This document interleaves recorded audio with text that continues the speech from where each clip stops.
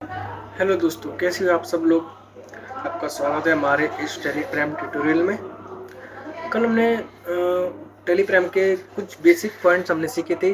तो उसमें हमने कम से कम 16 ऑप्शन तक हमने किया था, यानी कि हमारा बेड डेप्थ तक कंप्लीट हो चुका था। बेड डेप्थ यानी कि हमारा डुओ थ्रेड होता है। जैसे इसको थोड़ा बताऊँ तो किसी व्यक्ति को पैसे उधार देते हैं और सामने वाला व्यक्ति हमें पैसे वापस नहीं करता है, तो उसे हम बेड डेप्थ की श्रेणी में लेते हैं। चलिए, तो उसके बाद हम इनकम को देखते हैं। ठीक,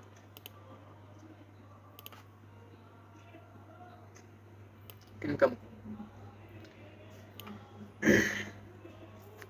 इनकम क्या होती है? जो हमारा कोई व्यापार होता है, यानी कि कोई आदमी बिजनेस करता है, तो उसमें सामान को बेचने से हमें आय प्राप्त होती है, उसे हम क्या बोलते हैं? इनकम बोलते हैं। अब इसके प्रकार की बात करें, टाइप इनके दो टाइप के होते हैं। एक होता है हमारा डायरेक्ट इनकम, एक होता है हमारा इनडायरेक्ट इनकम। अब इस समय डायरेक्ट इनकम को हम हिंदी में प्रत्यक्ष आय बोल सकते हैं और इनडायरेक्ट इनकम को हम अप्रत्यक्ष आय बोलेंगे। अब डायरेक्ट इनकम होती क्या है कि जैसे डायरेक्ट इनकम की बात करूँ मैं, ऐसे कोई इनकम हमें एक जगह से प्राप्त हो रही हो, उसे हम डायरेक्ट इनकम की श्रेणी में लेते हैं। और इनडायरेक्ट इनकम होती है जिसे हम जैसे एक से अधिक जगह से इनकम जनरेट हो रही हो, उसे हम इनडायरेक्ट इनकम की श्रेणी में लेते हैं। अब ऐसे की कोई डायरेक्ट इनकम की बात करूँ, ऐसे कोई मकान मालिक है किराए का और कमरे का, तो उसमें कोई कमरे होते हैं, तो वो अपने कमरे को रेंट पे देता है, उसका वो किराया आता है, वो किसकी श्रेणी में जाएगा? डायरेक्ट इनकम की श्रेणी में जाएगा, क्योंकि वो उसका और कुछ व्यवसाय तो उसका है नहीं है, ओनली कमरे से रेंट प्राप्त कर रहा है, तो डायरेक्ट इनकम हो जाएगा। और इनडायरेक्ट इनकम होता है जैसे कि कोई व्यक्ति बिजनेस में ले लो, कोई व्यापार करता है, तो एक तो उसका गुड्स बेचकर उसे माल प्राप्त होगा, वो गुड्स बेचकर उसे आय जनरेट होगी, उसको भी ले सकते हैं। और एक जगह से यानी कि और जगह से उसने प्रॉफिट लिया हो, या किसी मतलब दो नंबर काम करता हो, या और दो तीन जगह से आय जनरेट प्राप्त हो रही हो, उसे इनडायरेक्ट इनकम में लेते हैं। ठीक, तो इसके बाद हम देखते हैं हमारा जी दो हमारा हो चुका है। तो इसके बाद हम देखते हैं सन्ड्री क्रेडिटर। सन्ड्री क्रेडिटर होता क्या है? इसको हम हिंदी में बात करें तो हम इसे बोलेंगे विविध लेनदार। सन्ड्री क्रेडिटर को बोलेंगे हम विविध लेनदार, और सन्ड्री क्रेडिटर होता है इसे हम बोलते हैं विविध देनदार। अब इसमें इन दोनों में डिफरेंस कुछ नहीं है, थोड़ा थोड़ा ही फर्क है। इसमें थोड़ा सा आपको दिख रहा होगा, इसमें सन्ड्री क्रेडिटर और सन्ड्री डेटर। सन्ड्री क्रेडिटर वह होता है जिससे हम माल को परचेज करते हैं। जैसे मैं बात करूंगा आपको, चलिए, तो सन्ड्री क्रेडिटर जो होता है, जैसे कि हम किसी पार्टी से गुड्स को खरीदते हैं, तो उसके बदले में हम उसे पैसा देते हैं, तो क्या होता है हमारा? चलिए, तो इसमें हम सन्ड्री क्रेडिटर की बात करते हैं इसमें। ठीक है, तो इसमें हाईलाइट करते हैं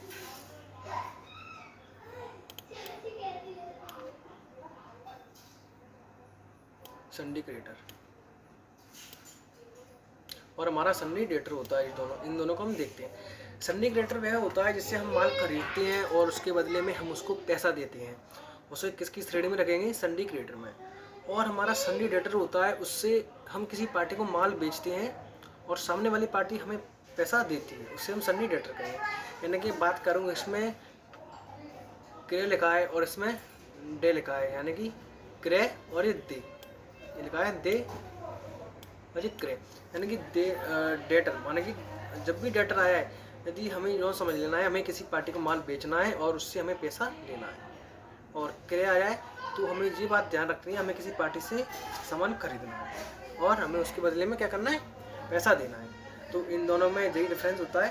सन्ड्री क्रेडिटर में हम किसी पार्टी से माल खरीदते हैं और सन्ड्री क्रेडिटर में हम किसी पार्टी को माल बेचते हैं, उसे सन्ड्री क्रेडिटर और क्रेडिटर में रखा जाता है। अब चलिए हम देखते हैं इसमें डिस्काउंट। डिस्काउंट यानी कि हम इसकी बात करें छूट। ठीक है, अब इसमें इसके टाइप होते हैं दो प्रकार के, एक ट्रेड डिस्काउंट होता है, एक हमारा होता है कैश डिस्काउंट। दो टाइप होते हैं हमारे, ट्रेड डिस्काउंट, एक कैश डिस्काउंट। अब इसमें ट्रेड डिस्काउंट देखिए पहले, तो ट्रेड डिस्काउंट वह होता है जैसे कि आप किसी मॉल में जाते हो कि विशाल मेगा मार्ट ले लीजिए, तो उसमें क्या होता है, कोई सामान आप देखते हो तो उसमें एक पर्ची सी लगी रहती है और बताता है कि इसमें इतना रुपये का सामान है, इससे छूट मिलकर इतना, मतलब 800 रुपये का सामान है तो उसमें छूट देकर हम आपको 600 रुपये में उसको दे देंगे। तो हमारा डायरेक्ट छूट हुई, तो उससे हम किस में रखेंगे, ट्रेड डिस्काउंट में रखेंगे। और हमारा कैश डिस्काउंट होता है, जैसे मानिए कैश डिस्काउंट की बात कर रहा हूँ, जैसे कि आप किसी व्यक्ति को उधार पैसा कर देते हो और आप उसे नहीं सॉरी हाँ ऐसा ही मान सकते हैं, हम उसके उधार पैसा दे सकते हैं या उससे हम उधार पैसा ले सकते हैं।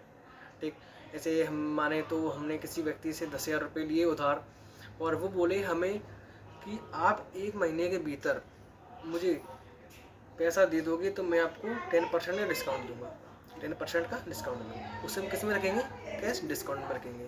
ठीक है, तो ये दोनों हमारे कंप्लीट हो चुके हैं। अब हमारा क्या होता है, ट्रांजैक्शन यानी कि लेन देन। अब लेन देन की बात करूँ तो इसमें लेन देन वही होता है जो इसमें हम गुड्स और वस्तु, इसमें पैसों का लेन देन करते हैं किसी व्यक्ति से। हम किसी व्यक्ति को माल बेचते हैं और इससे हम पैसा लेते हैं, तो हमारा लेन देन भी हो सकता है।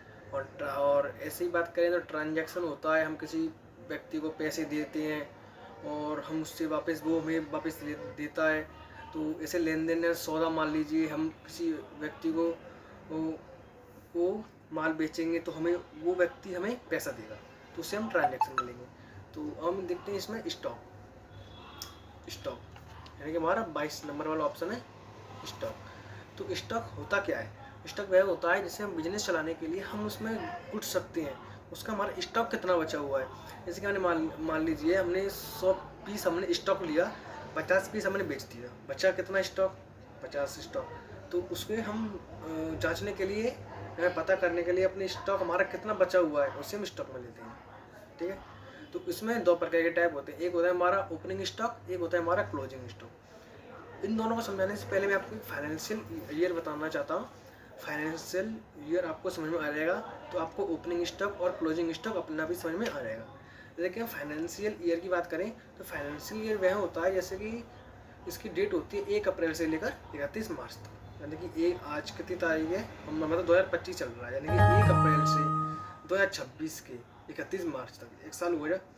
तो उसके बीच में आप सामान बेच दोगे, उसके बीच में, यानी कि 1 अप्रैल हमारा क्या हो जाएगा, ओपनिंग स्टॉक हो जाएगा बात करूँ तो। ठीक, तो और क्लोजिंग स्टॉक हो जाएगा हमारा 31 मार्च। ठीक है, यदि हम किसी माल को खरीदते हैं तो उसमें हमें 1 साल का हमें टाइम मिलता है। इस ऐसे हमने 100 पीस लिए और हमने 100 पीस 1 साल के भीतर बेच दिए तो हमारा ठीक है। और यदि हमने 1 साल के बाद बेचा तो हमारा स्टॉक, बचा हुआ स्टॉक किस में आ जाएगा, नेक्स्ट ईयर के फाइनेंशियल ईयर में काउंट किया जाएगा, उसी फाइनेंशियल ईयर में कैसे भी काउंट नहीं होगा। तो ओपनिंग स्टॉक हमारा जो होता है, जब हम माल को स्टॉक खरीद कर लाते हैं तो हमारा स्टॉक ओपनिंग स्टॉक होता है यानी 1 अप्रैल, और क्लोजिंग स्टॉक हो जाएगा हमारा 31 मार्च, तो हमारा उसे क्लोजिंग स्टॉक में रखेंगे। फाइनेंशियल ईयर को हम हिंदी में वित्तीय वर्ष बोला जाता है और ये कम से कम 1 साल का होता है। इसकी डेट होती है 1 अप्रैल से लेकर 31 मार्च तक। और आपको इतना ही बेसिक बताना था मुझे, और आज के लिए ही इतना ही बहुत है। और कल से हम आपको गोल्डन रूल्स ऑफ अपॉर्चुनिटी पढ़ाएंगे। ठीक, और उसकी PDF मैं आपको टेलीग्राम पर प्रोवाइड कर दी है, पिछले वालों की जो बेसिक पढ़ा रहा हूँ, तो उन PDF से आप उनको पढ़िए और मैंने वीडियो डाली है उसको देखिए और समझिए। और गोल्डन रूल्स ऑफ अपॉर्चुनिटी के बाद आपको मैं सिंपल सी वाचर एंट्री कराना सिखाऊंगा, कैसे टैली पर अपलोड की जाती है, लेयर कैसे बनता है, डिलीट कैसे होता है। तो इससे ही हम आपको 9 डेज में आपकी पूरी टैली खत्म कर देंगे। ठीक, मिलते हैं अपने नेक्स्ट क्लास में।